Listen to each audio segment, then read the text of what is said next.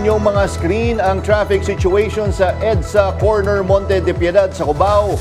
Ang nakikita nyo dyan sa may kanan ng inyong screen, yung mabagal, yan po yung pailalim dyan sa Cubao area.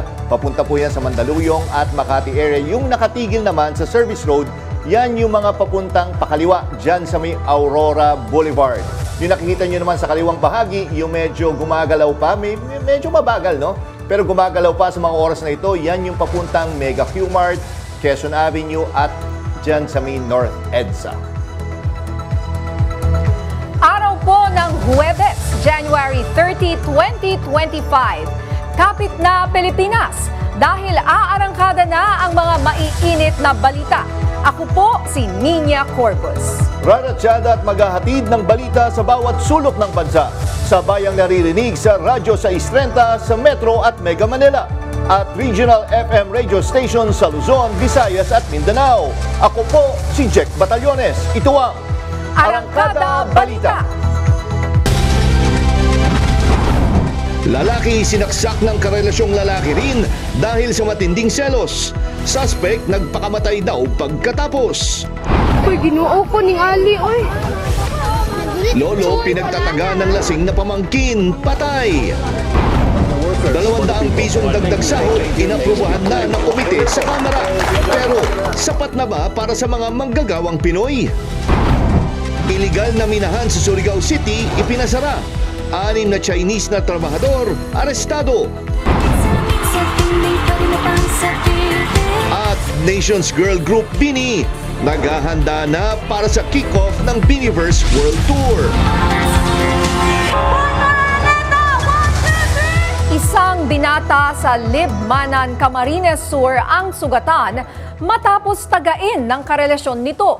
Suspect nagpakamatay umano. At isang babae sa bayan naman ng Ragay, patay matapos pagnakawan. Ang umaarangkadang balita, hatid ni FMR Bicol correspondent Jonathan Magistrado. Nauwi sa krimen ang pagtatalo ng 30 taong gulang na lalaki at karelasyong 24 na taong gulang na binata sa barangay Purubatsa, Libmanan, Camarines Sur.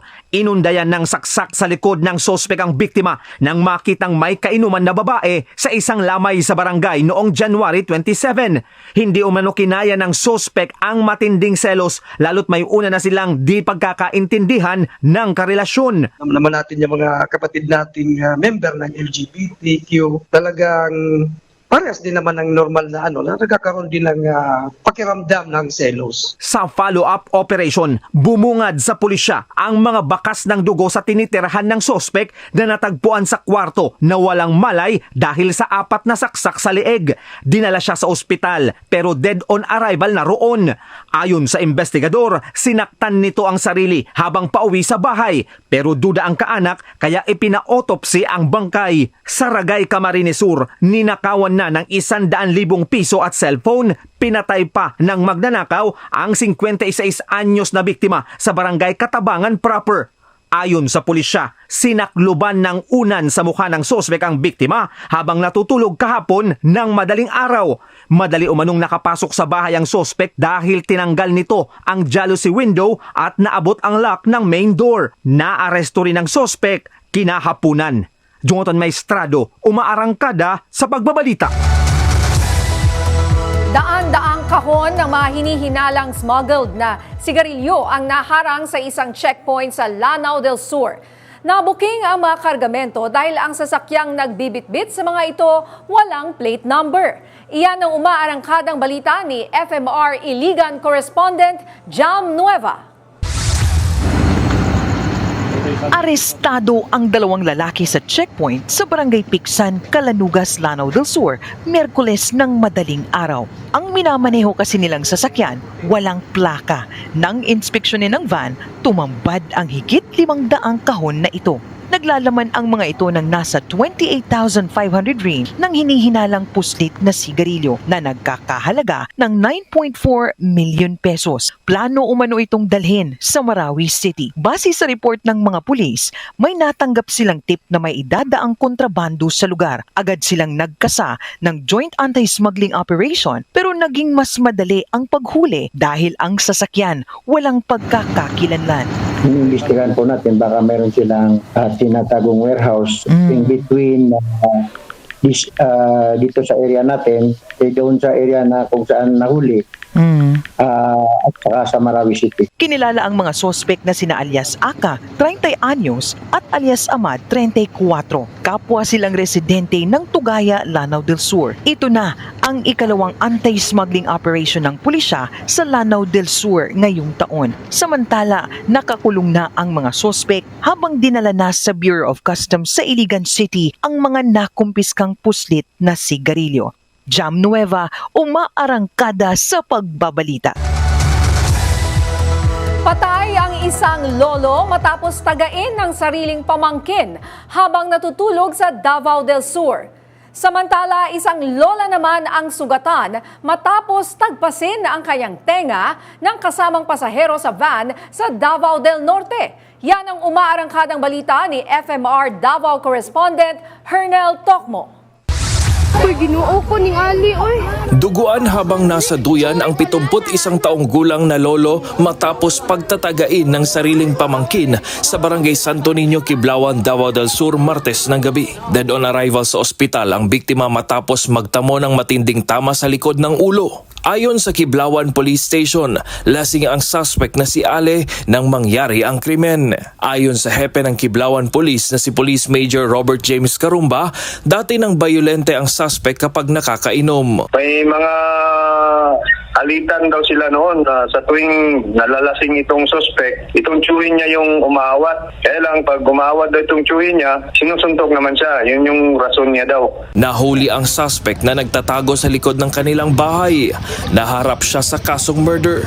Samantala, duguan ang tenga ng lolang si Maria Embudo nang bigla na lang itong tagpasin ng isa ring pasahero ng van sa Tagum City Overland Transport Terminal sa Davao del Norte kahapon ng umaga.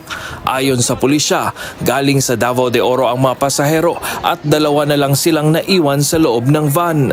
Kaya kung gihawiran sa buhok ni Uplok dayon ko niya sige kung panabal di na dayon ang konduktor yan abrihan di nakagawas ko. Gamay na lang sundan niya nakakundi sa akong galunggan. Nahuli naman ang suspect na kinilalang si alias June. Patuloy na iniimbestigahan ang insidente. Hernel Tocmo, umarangkada sa pagbabalita. Sa iba pang balita, duda ang isang grupo ng mga retailer ng bigas na kayang mapababa ang presyo nito kapag naideklara na ang National Food Security Emergency for Rice. Ang umaarangkadang balitang yan, hatid ni FMR Tacloban correspondent Hansel Cuevas. Suportado man ng Grains Retailers Confederation of the Philippines o GRECON ang pagdedeklara ng National Food Security Emergency, hindi naman ito kumbinsido na mapapababa ang presyo ng bigas. Ayon kay GRECON Eastern Visayas Regional President Frederick D., hanggat hindi natututukan ng gobyerno ang bintahan ng bigas mula mismo sa mga importer at rice miller, mananatiling mataas ang presyo nito sa mga pamilihan. It should be nationwide. Baka po maging effective po yan. Kasi mahirap naman yan. Sa Manila lang bumababa, sa mga probinsya, mataas pa rin. That will be very unfair. Sabi ng Department of Agriculture, inaasahang sa susunod na linggo ay madedeklara na ang National Food Security Emergency sa bigas. Handa naman na daw ang National Food Authority sa pagpapalabas ng mga stock. Ang mga LGU naman nagpa-finalize na ng guidelines sa pagbibenta ng NFA rice sa kanilang lugar. Hansel Cuevas, umaarangkada sa pagbabalita. Good news po sa mga kababayan nating manggagawa, one step closer na ang inaasam na malakihang aumento sa sweldo. Yan ang umaarangkadang balita ni FMR Senior Correspondent Willie Delgado Jr. Pasado na sa committee level ng mababang kapulungan ng Kongreso ang panukalang 200 pesos wage increase. Tumagal lamang ng kalahating oras ang ginawang pagdinig ng House Committee on Labor and Employment nang simulang talakayin ang 200 pisong aumento sa sahod ng mga manggagawa sa pribadong sektor. Sa pagtawag ng botohan ng chairman ng komite na si Rizal 4th District Representative Juan Fidel Nograles, sabay-sabay nagtaasan ng kamay ang lahat ng miyembro ng komite at walang tumutol. Sakaling maging ganap na batas, Imamandato nito ang pagpatupad ng 200 pisong dagdag sa sahod ng mga manggagawa, maliit man o malaking kumpanya. Para kay TUCP Party List Representative Raymond Democrito Mendoza, makasaysayan ang pagpasa ng dagdag 200 pisong arawang sahod sa pribadong sektor. 2 dekada na kasi ang tanda ng batas na nagtataas sa sweldo ng mga manggagawa. Kahapon, personal na nakapagkita si House Speaker Martin Romualdez sa mga lider manggagawa. Apila ng grupo ang dagdag sa arawang sahod sa kanilang hanay. Positibo naman ang naging tugon ng liderato ng Kamara, kaya agad pinakilo sa mga kapwa kongresista para agad matugunan ang hiling ng mga manggagawa sa pribadong sektor. Willie Delgado Jr. umaarangkada sa pagbabalita. Samantala, umapela si Akbayan Party List Representative Percy Sendanya sa Malacanang na i-certify as urgent ang 200 peso wage hike bill. Nanawagan din siya sa mga kapwa niya mambabatas na magkaisa at madaliin ang pag-aaproba sa nasabing panukala. Sabi ni Sendanya, deserve ng mga manggagawa ang wage hike dahil sila naman aniya ang backbone ng 5.6% GDP growth noong nakaraang taon. Huling nagkaroon ng legislated wage hike sa Pilipinas noon pang 1989.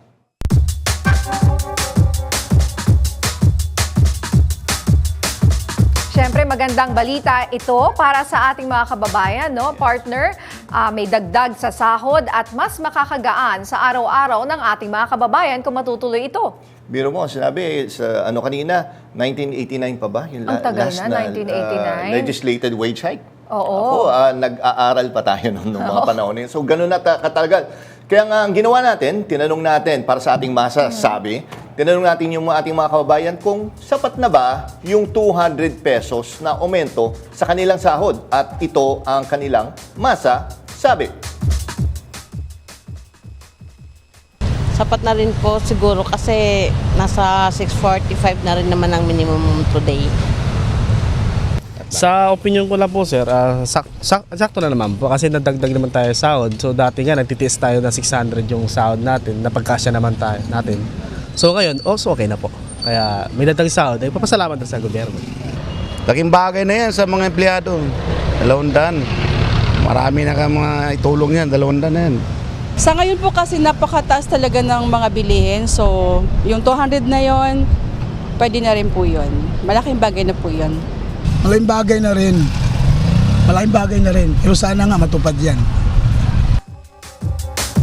At para mas maunawaan natin kung paano makakaapekto ang 200 peso wage hike sa ating mga manggagawa at negosyo, makakausap natin sa linya ng telepono si Tingog Party List Representative Jude Asidre. Isa po siya sa mga main proponent ng panukalang wage hike sa Kamara. Yes, magandang hapon po sir. Welcome po sa Arangkada Balita. Jack Batalyones po at Ninya Corpus. Sir, yes sir, magandang hapon po.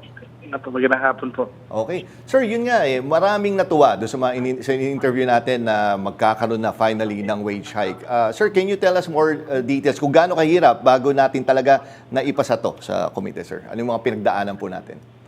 Well, sa totoo lang ho, mahabang usapan po sa ating komite. In fact, nakailang hearing din po before magkaroon ng consensus. At ito pong development na yun po na nangyari, dahil po ito po yung resulta ng pakikipagdialogo ng iila pong labor leaders natin, ibang labor sector representative sa ating speaker. Parang last-ditch effort po nila kasi alam nyo naman, medyo magtatapos na po ang aming sesyon sa susunod na linggo.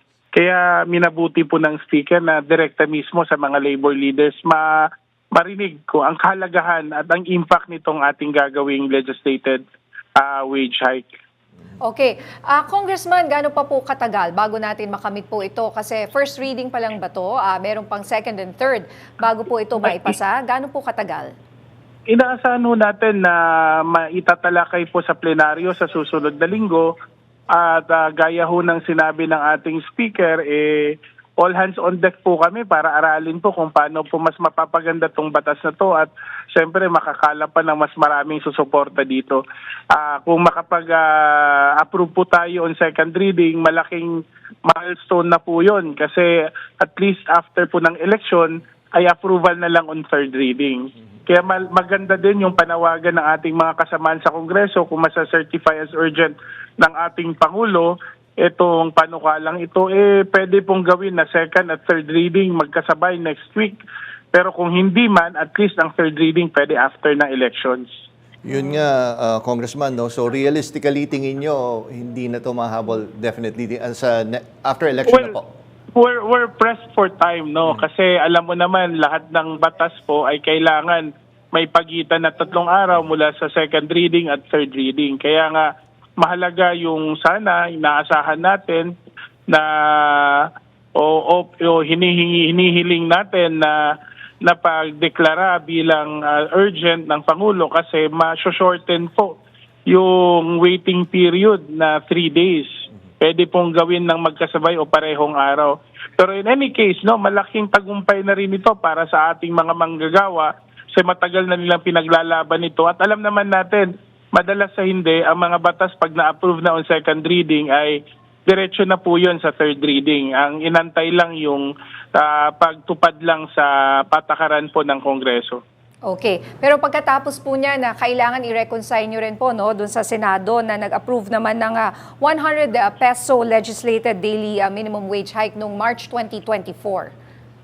Well, ngayon, Nina, narinig natin na ilang oras lang ho nakakaraan, nagpahayag po ang ating Senate President na he will work it out with the House tungkol doon sa 200 legislated wage increase. Kaya we're looking forward na baka makinig din ang ating mga senador kung pwede yung mas mataas na dagdag sahod ang may bigay sa ating mga manggagawa. Sir, ganito kung hindi ako nagkakamali, sir, no, maraming nag-file. Meron 150 na wage hike niya. Meron pang ang... 700 may 750. Dalawang 150, sir, tsaka isang 750. Paano, sir, tayo nagkasundo na 200? Kumbaga, ito ba yung mas realistic na figure na kakayanin po talaga? Well, binalansin natin kung magkano yung kayang pwede ma-absorb, no, ng ating, syempre, ng ating mga employers. Tinignan din natin yung overall prospects natin na pwedeng i-translate nito in terms of overall productivity kasi kung tutuusin, ang pagtataas natin ng sweldo ay in the long term, nagiging investment din natin sa ekonomiya yan eh. Kasi pera din yan na ilalabas ng mga tao eventually. So iikot lang yan. So kaya nga ho, tinignan natin at a manageable level na 200. Okay. Pero yun nga po, no, may mga negosyante, mga employers nagpapahayag ng pag-alala na baka posible raw magdulot ito ng job losses o di naman kaya maipasa sa mga mamimili, no? Tataas ang presyo ng mga bilihin dahil po dito. Ano naman po ang reaksyon natin dito? Well, we're taking a cue, no, from what happened in 1989. Noong 1989, nung legislated wage hike noon una, almost 40% ang tinaas ng sweldo dulot tong legislated wage hike. Wala namang nangyari yung mga sinasabi nilang nabawasan ng sweldo, na tapos yung tumaas ang presyo. Kung tutuusin, noong 1989, may 3 tayong kudita na nangyari. Itong ating pagtaas ho na gagawin, aabot lang ho ng 25% on an average na pagtaas. At meron naman ho tayong exemptions na nailagay. Siyempre, ang ating speaker po ay sinigurado na yung mga maliliit na negosyante, yung mga barangay MSMEs, yung mga negosyante na merong 10 empleyado lang pababa, kung pwede silang mag-apply for exemption. Yun nga lang kailangan nilang i-apply, no? Para makita kung hindi naman maging pabigat, lalo na sa maliliit na mga negosyante. Alright. So sa kabuuan po, sa tingin nyo, kailan kaya ma-approve ang batas na ito at maipapatupad? Well, if everything goes well, no, ayaw naman natin pangunahan ng plenaryo next week, no? Pero based on the timetable, para posible po na meron tayong approval on second reading by next week at hopefully pagkabalik ng Kongreso after ng election ay ma-approve natin on third reading. Okay, so mga July. Yes, mga May po, end of May po. End of May. Okay, maraming salamat po. Magandang balita yan. Maraming salamat po. Yeah, salamat, sir. Congressman Jude Asidre ng Angtingog Party List. Umaasa kaming magkaroon ng solusyon na dito po sa wage hike para sa kapakanan ng ating mga manggagawa. Okay, usapang trabaho pa rin, inaprubahan ng Asian Development Bank ang isang $500 million policy-based loan para palawakin ng labor market program sa bansa.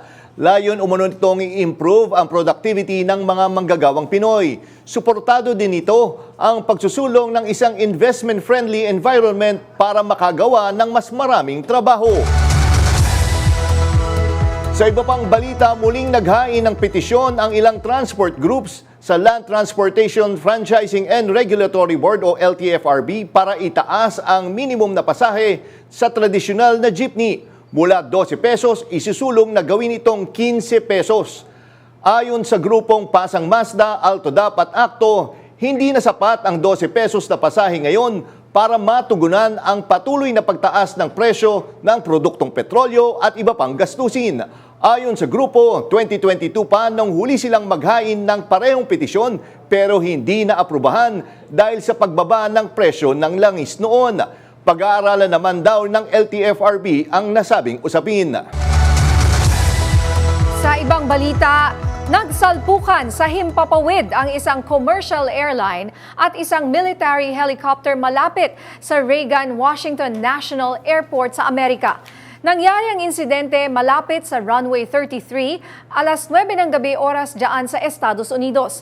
Ang commercial aircraft ay may sakay na 64 passengers at 3 naman ang sakay ng US Army Black Hawk helicopter. May mga naiulat na nasawi sa insidente at puspusan na ang search and rescue operation sa Potomac River kung saan bumagsak ang eroplano at helicopter. Sa isang pahayag, sinabi ni US President Donald Trump na ito ay isang hindi magandang sitwasyon na dapat sana ay naiwasan. Sa aming pagbabalik, e-trike rider patay matapos bumangga sa SUV. Sa kanyang pasahero, sugatan matapos tumilapon. Tuloy-tuloy ang pagratsyada ng mga balita mamaya sa pagbabalik ng Arangkada Balita.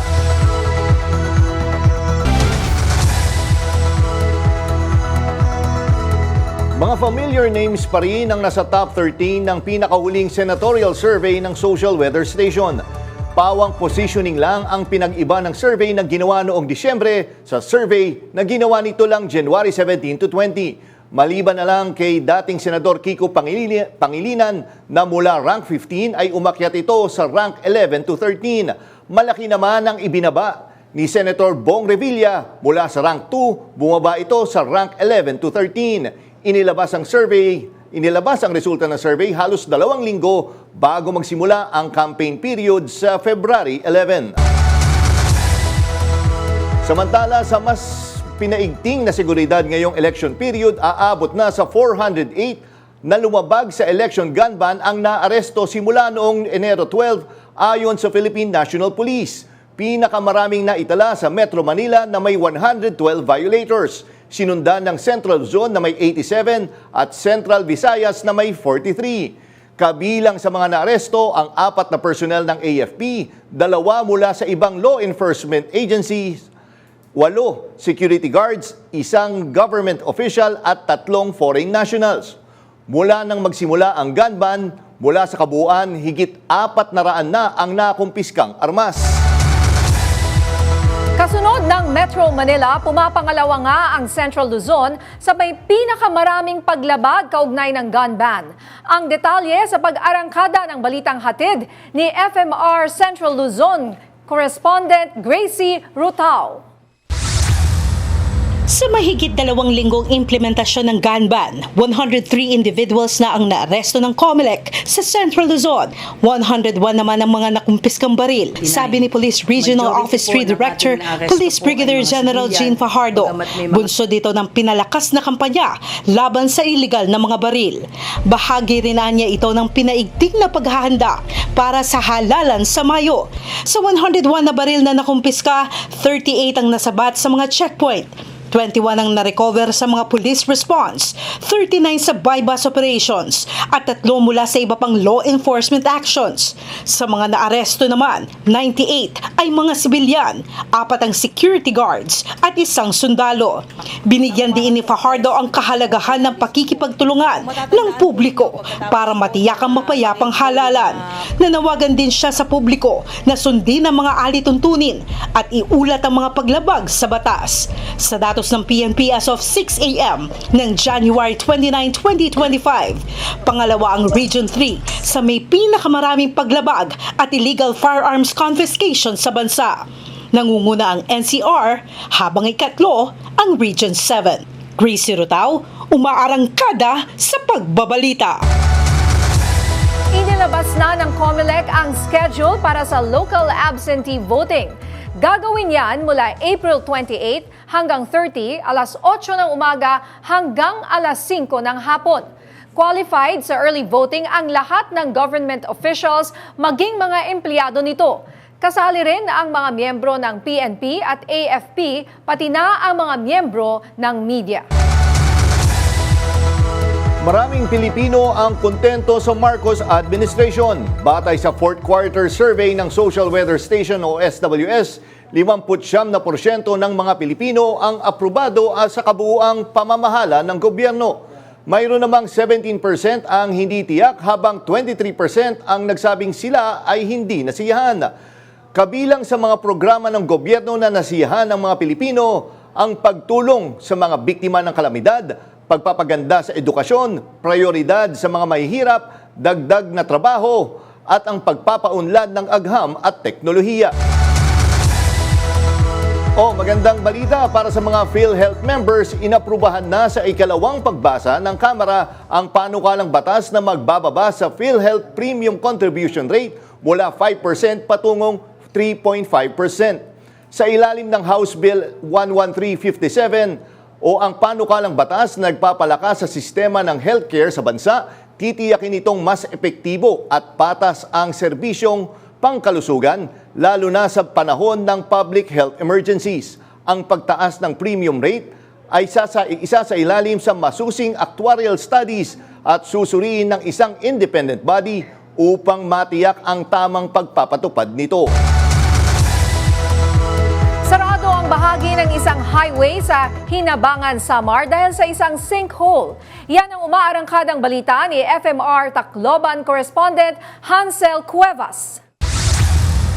Martes ng gabi nang tumambad sa mga motorista ang sinkhole na ito sa daang Maharlika Road, Hinabangan, Samar. May lawak na 4x6 by 2.5 metro at lalim na 2.5 meter ang sinkhole. Agad isinara ng DPWH ang kalsada at ngayoy inaayos na. Ayon sa ahensya, gumuhong reinforced concrete pipe culvert ang dahilan ng pagbigay ng highway. Posibleng dahil daw sa kalumaan ay hindi na nakadaloy ang tubig sa outlet na nagdulot ng scouring sa ilalim hanggang sa humantong sa pagkakaroon ng butas sa ilalim. Nagsagawa na ang DPWH ng stabilization sa apektadong seksyon upang maiwasan ang karagdagang pagguho ng kalsada. Patuloy din anilang babantayan ang lugar upang masuri ang integridad ng istruktura. Humingi naman ng paumanhin ng DPWH sa publiko sa balang dulot ng sinkhole. Hansel Cuevas, umaarangkada sa pagbabalita. Samantala, nag-abiso ang DPWH ngayong hapon na naayos na rin nila ang sinkhole at bukas ng muli sa mga motorista ang Maharlika Road sa Hinabangan, Samar. At kanina nga yung pinag-uusapan nating absentee voting at mga latest upcoming elections. Yes, campaign period na next week, di ba? So Yes. marami tayong tanong. Buti na lang na pagbigyan tayo. Andito na po siya sa linya ng telepono, si COMELEC spokesperson, Attorney John Rex Laudianco. Magandang gabi po, Attorney Rex. Magandang gabi po at magandang gabi po sa lahat ng ating taga-subaybay. Good evening po. Unahin po natin itong balita na magkakaroon daw kayo ng alintuntunin para po sa mga kandidato raw na gagamit ng influencers. Paano po ito at bakit mahalaga na makasama po ang mga influencers? Tama po, in general po, saklaw na po sila ng ating rules and regulations, in ating resolution patungkol sa implementation ng Fair Elections Act. Alam niyo po kasi yung pag-hire ng mga influencers, wala pong pinagkaiba yan sa pag-hire ng mga campaigners. Na pag ginastosan po natin, yung kanilang ginastos po dyan ay dapat ma-report both nung kandidato bilang parte ng expenditures at yun din naman pong influencer bilang kanyang serbisyo po na nagamit po sa kampanyahan. Ngayon po, ang sinasabi naman po ni Chairman Garcia, dadagdagan po ito ng pag-aaral para po masiguro natin na hindi maabuso. Paano ang trato dun sa mga influencers na nagkiklaim na wala po silang bayad sa ganitong mga serbisyo po sa pangangampanya. Yes, yun nga eh. Paano kung kaibigan naman talaga nila at ginagawa nila iyon for free? Kumbaga yun yung kanilang contribution Paano dun sa po mababantayan sinusuportahan. talaga na yun talaga? Opo, tama naman po yan. Ang sinasabi lang naman po natin, dahil ito ay contribution pa rin, whether or not may halaga po ito ay parte ng contribution. Ang kinontribute lang po niya ay services. So dapat po ito ay maisama dun sa tinatawag na SOSE na requirement po ng Republic Act 7166 at Republic Act 9006. Sir, kamustahin ko lang, update dun sa printing natin, di ba? Finally, natuloy na nung isang araw. Tingin nyo, sir, tuloy-tuloy na to? May mga TRO pa ba na anytime pwedeng lobas na maka-apekto sa printing? Tsaka kanina may umatras na naman, di ba? Na isa pang local candidate sa Manila. Hindi po ba ito maka-apekto dun sa printing po natin? Hindi na po makaka-apekto. Kahit po sila'y nakasama sa balota, kung maayos po ang pag-withdraw, ay talaga pong kikilalanin ito ng COMELEC. Hindi naman po kailangan alisin pa namin sa balota. Kung makatanggap po ng boto sa ating halalan, idedeklara po itong stray. Sabi nga po namin, ito ay mababaliwala na ang lahat ng boto matatanggap nila. Sa ngayon po, hindi pa po namin masabi kung meron pa pong darating na temporary restraining order mula sa ating kataas-taasang hukuman. Wala naman po kasi makapagdidikta sa Supreme Court kung mag-i-issue sila o hindi. Basta po ang COMELEC po, nag-abiso ng muli sa ating Supreme Court na kami po ay nagsimula na mag-imprenta dahil 3 linggo na po ang nawala sa amin na kailangan namin habulin ang 71 million ballots by second week of April. Okay, tungkol naman po sa mga surveys, papaano raw po kung ang survey ay kinumisyon ng mga independent groups? Tama po yan, malinaw po kasi dun sa kaso ng Social Weather Station versus Commission on Elections na parte po ito ng malayang pamamahag ng freedom of expression at yung ating freedom of speech. Ngunit ang sinasabi nga po ni Chairman Garcia, itong pinatutungkulan dito ay mga lehitimo na mga survey. Hindi yung mga survey po na hindi natin alam kung paano ginawa, sino ang nag-commission, sino ang respondents at palalabasin pong katotohanan ng resulta na ang totoong intention po ay impluwensyahan ang halalan at magdagdag po, parang pangangampanya na po yan, parang trending. So ito po yung inaaral ng COMELEC na maglabas ng mas malinaw na guidelines nang sa gayon mahati at mahiwalay natin yung totoong survey ng mga reputable mga survey mga companies at yung alam naman po natin na isinasagawa lamang para po mag-trending yung pangalan o kaya po ay maging armas para sa pangangampanya. Sir, yung sinasabing possible na postponement ng parliamentary elections sa BARM, ano po yung may update po ba tayo doon? At gaano kung sakali kahanda po?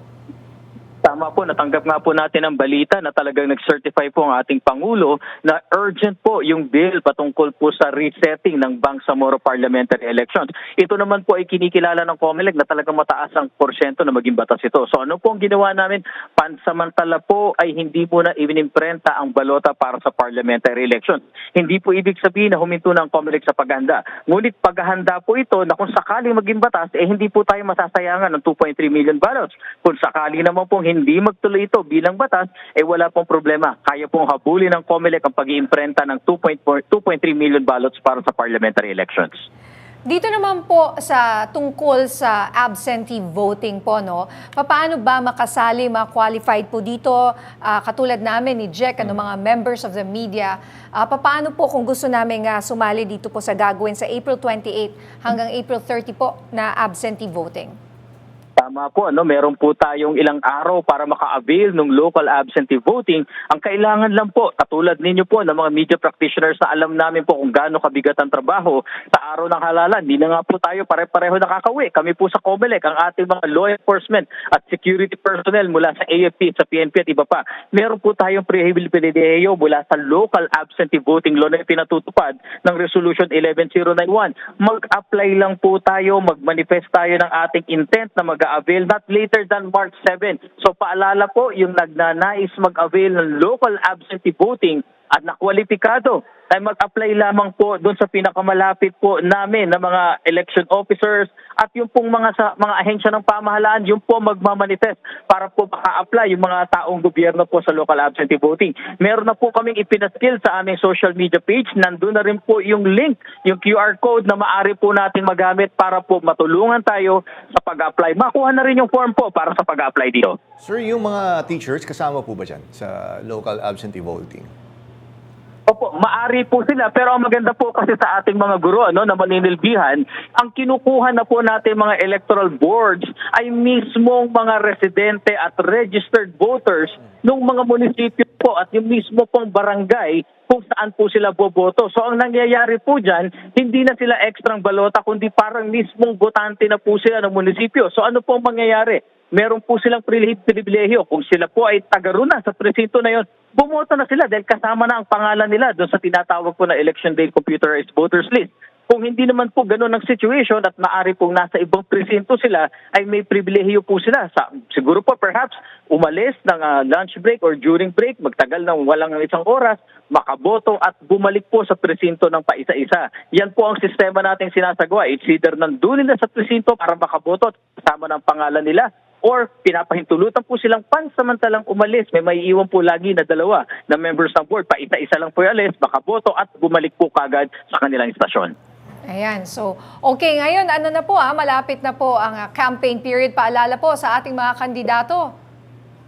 Opo, naipatupad na po at nailatag na ng COMELEC ang resolution para implement ang Fair Elections Act. Nandun po lahat ng pagsasagawa ng ating maayos na pangangampanya, kasama po ang sukat ng ating campaign materials kung saan lamang ito pwede paskil, gaano katagal ang ating mga advertisement sa radio at sa TV, at lahat po ito dapat sundin natin at ma-report sa tinatawag pong Statement of Contributions and Expenditures. Pareho po yung pong mismong kandidato, pati na rin po yung mga nag-provide ng services at mga contributions. Ito po ay requirement ng batas. Tandaan po natin, ang paglabag sa patakaran sa SOSE ay maaaring magdulot ng dalawang bagay. Yung una po ay yung sa overspending, lumampas ka sa cap, na maaaring maging election offense. May pagkakakulong, pagkakatagal ng karapatang bumoto at perpetual disqualification to hold public office. Ang failure naman po to file SOSE sa lahat ng kandidato, sa unang pagkakataon may multa, sa ikalawang pagkakataon bukod sa mas mataas na multa ay perpetual disqualification po. Marami pong na-disqualify ang COMELEC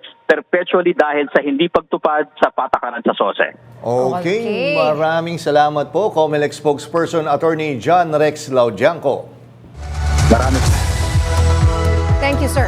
Samantala, sa pool sa CCTV ang dalawang magkahiwalay na aksidente sa Davao. Sa Davao City, patay ang 39 anyos na driver ng e-trike nang mabangga sa isang SUV sa Agdao, Davao City kaninang madaling araw. Ayon sa investigasyon, biglang nag-U-turn ang e-trike at bumangga sa SUV. Tumilapon pa ng hanggang 30 meters ang tricycle kung saan sugatan din ang dalawang pasahero nito. Samantala, dalawang motorsiklo naman ang nagbanggaan sa barangay Kapatagan, Digos City kahapon. Kita sa CCTV na nakahinto ang isang motor at binangga ng isa pang motor na nasa likuran niya. Nakatayo ang nakabanggang driver o rider pero sa halip na tumawag ng pulis at tulong, tumbakas ito. Hinahanap siya ngayon ng mga pulis.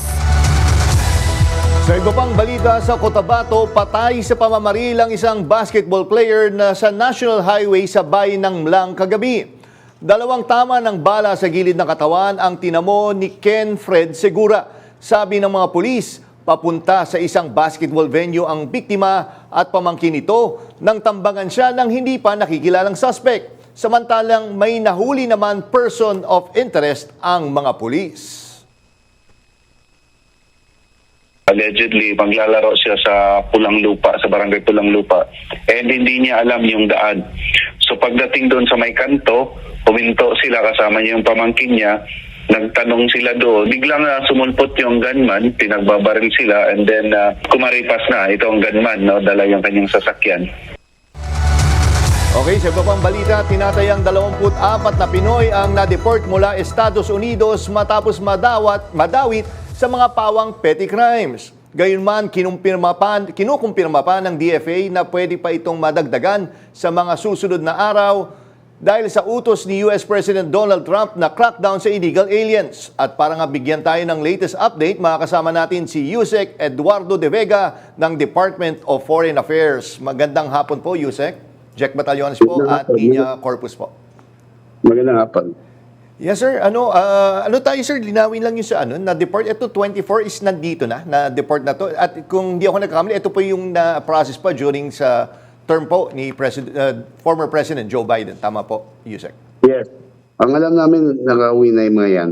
Pero may mga passports na sila Kaya hindi sila humingi ng travel documents sa the embassy at hindi rin kinontak ng US Immigration agad tayo about that, no? These were the last list of deportees na pinoprocess under the Biden administration. From October 1 to January 18, pinroses sila. So, as of now, wala pang confirmed deportation of a Filipino under the Trump administration. 10 days na yung Trump administration. Wala pa kahit isa. Or kung meron man, umuwi ngayon, pero yung papeles, yung kaso niya, at yung pag-aaresto sa kanya happened before President Trump took over. So, reassuring ito. Okay. So, ito pong mga pinadeport doon sa panahon pa pala ni President Biden, ano-ano pong mga kaso ang kinasangkot nitong mga Pinoy na ito? Well, one, hindi sinabi ng U.S. Immigration Customs Enforcement sa ating embassy. But we would suppose na these are minor crimes. Kasi ang nangyayari dyan, apparently, lately, kaya siguro ginawa to under the last months of Biden, hindi dahil utos ni President Biden mismo. Pero siguro yung immigration officials were saying, ganito na magiging patakaran pag nag-take over si President Trump. Meaning, pag may criminal cases, may arrest warrants or so, huwag na tapusin yung kaso, i-deport agad. So, in fact, meron kaming balita na baka may ma-deport tomorrow, although we're confirming that, na Filipino overstaying undocumented na may sinaktan na pasyente sa kanilang old folks home, I believe, sa Boston. So, parang yan na yung patakaran ngayon. Ang administration is going against specific persons. Hindi yung, kasi kung gusto nila mag-deport ng kahit sinong overstaying alien, hindi yung Filipinos, madali yan. Pumunta lang sila sa karamihan ng restaurants, hotels, offices, pasok lang, mag-grade lang. May mahanap yan illegal alien.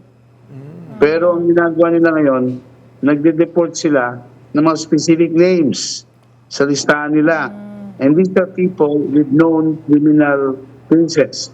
So yan ang number one na kailangan isipin natin. Basta Pilipino na overstay, siyempre mag-ingat, pero kung wala siyang pending criminal charge, hindi siya masasama sa mga deportation orders right now. 10 araw na, wala pang arestong Pilipino under the Trump administration. So wala pa hong nakalinya ngayon na paparating mga deportees po under the administration of Trump? Wala po. Merong mga uuwi, a few, I think less than 20, aside from the 24. Pero, again, hinuli mga yan or mga kaso na were before Trump, no? In other words, meron bang hinuli, inaresto, para deportation since January 20 na Filipino? Wala pa po. So, ito ba, para malinaw? Opo, ito, titignan ko yung report ng ating ambassador na si Jose Manuel de Romualdez from Washington. As of 16 January, yung ICE, the U.S. Immigration Customs Enforcement, has 16 nationals in their custody. Meron ng yung 15 nun, may deportation case. Deportation orders. So itong 15, they might be going home anytime soon. Pero hindi ko sasabihin deportees under the Trump yan, administration. Pwede mo sabihin. Kasi pinauwi sila under Trump. Pero yung pag-aaresto sa kanila was not done during the Trump administration. Okay. So, ganun po. All So, we'll see. That's kind of good news para sa mga kababayan. Alright, yes. Maraming salamat, Yusek Eduardo De Vega. Okay, sa aming pagbabalik, 6 na Chinese arestado sa iligal na minahan sa Surigao City. Marami pang maiinit na balita sa pagbabalik ng Arangkada Balita.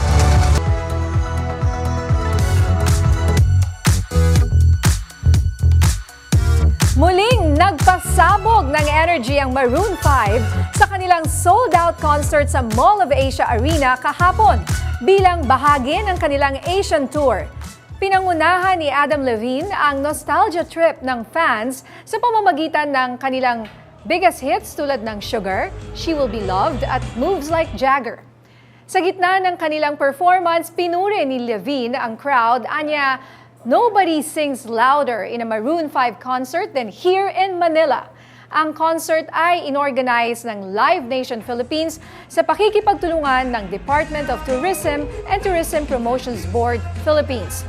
Susunod na tutugtog ang banda sa Jakarta, Bangkok at Tokyo bago bumisi o bumiyahe sa Las Vegas at Mexico. Samantala, bukod sa ube jam at strawberry, paboritong pasalubong mula sa Baguio ang mga gulay. Pero ano nga ba ang paboritong gulay na bilhin ng mga turista? Alamin natin yan kay FMR Baguio correspondent Emil Peredo. Pag-akyat mo ng Baguio, ang lagi mong kinikwento ay yung lamig ng Baguio. Pero hindi ka pwedeng umuwi kung wala kang pasalubong. Kaya andito ang Baguio Vegetables. Tinanong natin sa palengke kung anong gulay ang madalas ipasalubong ng mga turista. Ang pinaka-mabenta na binibili ng mga turista sa Baguio na gulay ay ang chop suey. Yan, mga ingredients ng chop suey. Kaya kami ay gumawa na rin ng mga pangpasalubong na packs. Chop suey set. Yan. Ito po, napaka-bentahin ito pag napakarami pong tao sa Baguio. At bukod dito, kung gusto nila ng mga maramihan, meron din pong per kilo na chop suey set. Alam ba ninyo na may pagkain dito sa Baguio na punong-puno ng gulay? Yan ang Igorots meal o rice toppings. May rice, may itlog, may beef at may chicken. Kompleto na to. Kaya busog na busog ka na. Pero paano nga ba ito nagsimula?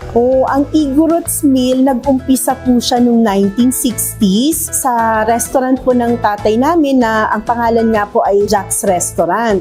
At nung pong nagkaroon po siya ng restaurant, ang famous niya pong tinitinda noong 1960s po ay itong Jack's Rice. Sa halagang less than 200 pesos, healthy na sulit pa ang dining experience mo. Nag-evolve na rin ang plating ng Igorots meal over the years.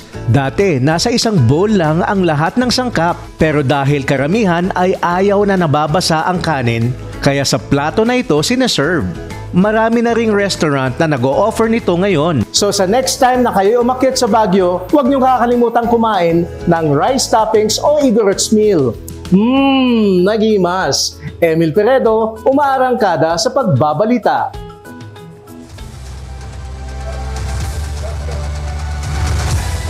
Nagutom ako doon, Kaya nga. nag-imas nga nauna. Meron palang ganun, Igorots Oo, Igorots meal. At yan ang mga balitang umarangkada ngayong araw.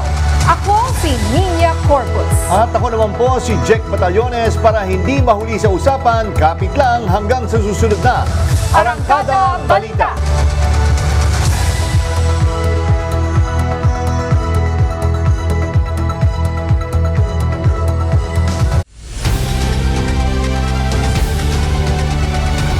Araw magdamag. Tuloy-tuloy ang pagsiservisyo ng Radyo 630 kasama ang pinaka-pinagkakatiwalaang kaserbisyo. Nasamahan mo kami ha. Huwag tayo makinig dun sa ingay. Maging aktibo tayo.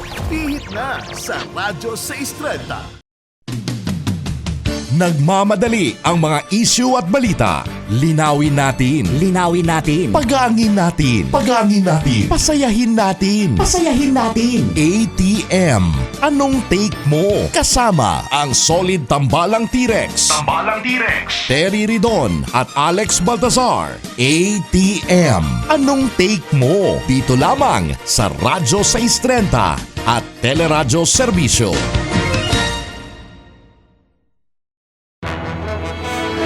Walang lunch break ang pagseserbisyo. Kasama nyo sa tanghalian nagmamalasakit, nagseserbisyo. Ninia Corpus, kasama si Migs Bustos. Serbisyo agad, serbisyong sagad, nagseserbisyo. Ninia Corpus, tuwing alas 12 ng tanghali, dito lamang sa Radyo 630 at Teleradyo Serbisyo.